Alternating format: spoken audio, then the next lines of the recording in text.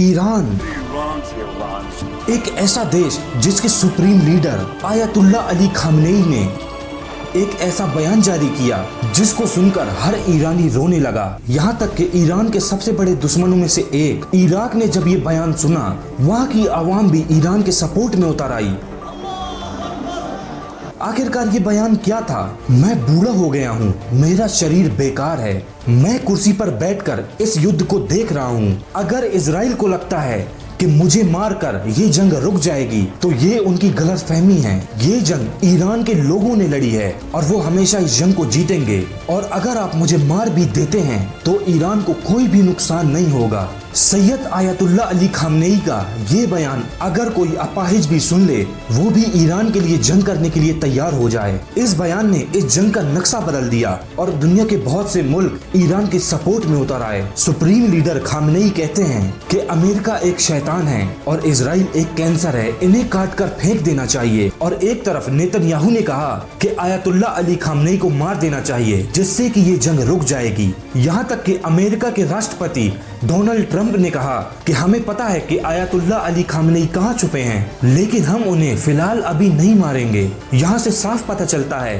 कि America ayatollah Ali Khamenei को मारने की प्लानिंग कर रहा है। 2 दिन पहले ट्रंप ने एक ट्वीट किया जिसमें लिखा हुआ था कि अमेरिका 14 दिनों के बाद बताएगा कि हमारा इस जंग में क्या रोल है। इसका मतलब साफ है कि अमेरिका 14 दिनों तक इस जंग में नहीं कूदेगा। लेकिन 22 जून सुबह 4 बजे अमेरिका ने ईरान के ऊपर हमला कर दिया और ये जंग अब अपनी पीक पर है। पूरी दुनिया यही सोच रही थी कि आखिरकार अमेरिका ईरान पर हमला कब करेगा और 22 जून को वही हो चुका है। अमेरिका ने ईरान के 3 बड़े परमाणु ठिकानों को निशाना बनाया है और ट्रंप ने एक ट्वीट करते हुए कहा कि अब ईरान को शांति स्थापित करनी होगी और अगर ईरान ऐसा नहीं करता तो इससे भी बड़ा हमला हम करेंगे। ये सब देखकर ईरान चुप नहीं बैठा, बल्कि ईरान ने इजराइल पर बहुत ही बड़े हमले किए। यहाँ तक कि इजराइल के बड़े बड़े मिलिट्री कैंप्स को भी ईरान ने निशाना बनाया। इस वक्त जब आप ये वीडियो देख रहे हैं, ईरान इजराइल में बहुत ही सारी मिसाइलें दाग रहा है। यहाँ तक कि सबसे बड़ी बात ये है कि Saudi Arabia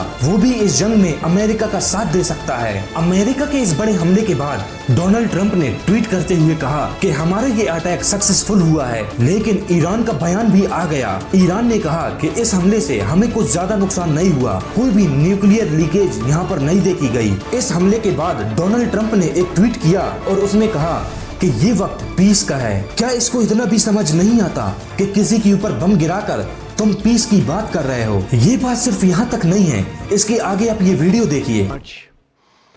A short time ago, the U.S. military carried out massive precision strikes on the 3 key facilities in the Iranian regime: Fordow, Natanz, and Esfahan.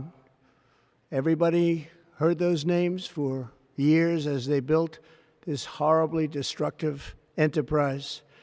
Our objective was the destruction of Iran's enrichment capacity and a stop to the threat posed by the world's #1 state sponsor. Iran ने ये बात तो साफ कही है कि अगर America उनके ऊपर हमला करता है तो ईरान इसका जवाब बहुत ही बुरी तरीके से देगा। और ईरान ने ये भी बताया था कि आसपास जो अमेरिका की मिलिट्री है, ईरान उनको निशाना बनाएगा। और आप इस पोस्ट में देखिए, डोनाल्ड ट्रंप ने कहा कि अगर ईरान कोई भी ऐसी कार्रवाई करता है तो हम इससे बड़ा हमला करेंगे। इस जंग की सबसे बड़ी और अहम खबर ये है कि पाकिस्तान के द्वारा डोनाल्ड ट्रंप को नोबेल पीस प्राइज के लिए नॉमिनेट किया जाएगा। मुसलमानों के लिए सबसे गम की बात यह है कि पाकिस्तान भी अमेरिका के नीचे चला गया। पाकिस्तान ने मुसलमानों की उम्मीद पर पानी फेर दिया और दुनिया के सारे मुसलमान सऊदी और पाकिस्तान से बहुत ही ज्यादा नाराज हैं। कल तक इजराइल जिस आयरन डोम की तारीफ करते हुए नहीं थकता था, आज वो आयरन डोम जल चुका है। आप इस न्यूज को देखिए, ईरान ने एक मिसाइल डायरेक्ट आयरन डोम पर मारी और आयरन डोम जलकर राख हो गया। इजराइल की रियलिटी सबके सामने आ गई और अमेरिका जो कि पीस की बातें करता था कि मैंने इंडिया पाकिस्तान की जंग रुकवा दी, आज वो ईरान पर हमला करने के बाद भी पीस की बातें कर रहा है। क्या इन्होंने ईरान पर पीस वाले बॉम्ब फेंके हैं? इस सब के बाद ईरान की तरफ से